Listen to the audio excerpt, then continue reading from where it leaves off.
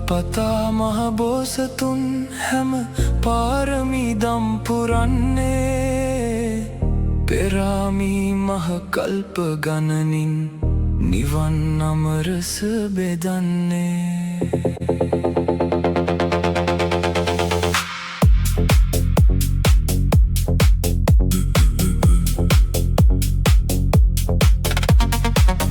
දෙයක් දන් දුන්නු පලියට එය උතුම් දන් නොවන්නේ දුන් දෙයින් වන පලය පමණට එහි අගය මතු ලැබෙන්නේ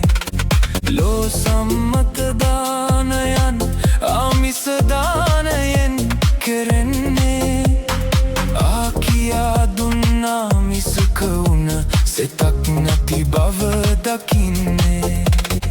උදව් අරගෙන සතුටු උනමුත් කරගත් දෙයක් නොවන්නේ මරණ මොහොතේදී ඵලය අවසන් කුමන දන් තව රැඳෙන්නේ ප්‍රාණඝාතය සොරකමින් කාම බොරු පස්කම් වතින්නේ ලෝ සතට බය උපදමින් දුස්සීලෙ උන් ලය දවන්නේ සීලෙහි පිහිටා බය නොදී අභය දානය කෙරෙන්නේ ආමිස දානයට වැඩියෙන් ආනිසංසය දෙවන්නේ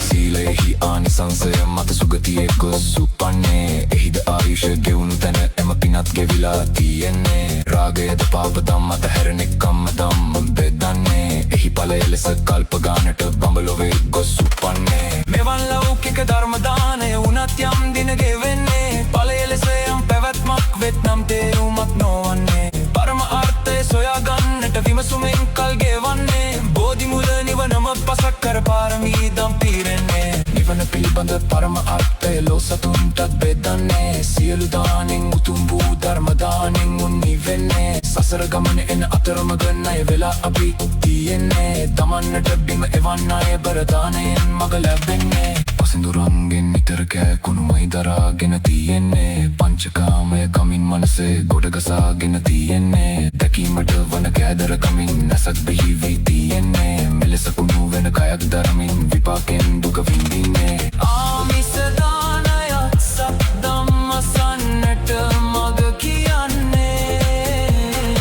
සිව්පසින් දෙන උපකාරයට මහා උපකාර ලැබෙන්නේ අරිය උතුමන් අර්ථයෙන් ධර්මයෙන් නොවදන් දෙවන්නේ බුදුරදුන් දුන් නිවන් අමරස කලන දහමින් බෙදන්නේ නිවෙන සත් ධම්ම හප මොහොතක වමාරන්නට හිතෙන්නේ නිවා කෑදරකම දානයෙන් නොවකදරියන් දින්නන්නේ මවවාගේම සියලු ලෝ සතමහත් දුක කිය විඳින්නේ මහත් කරුණා මෙත් සිතක් කිපැදී නිවනමයි පතන්නේ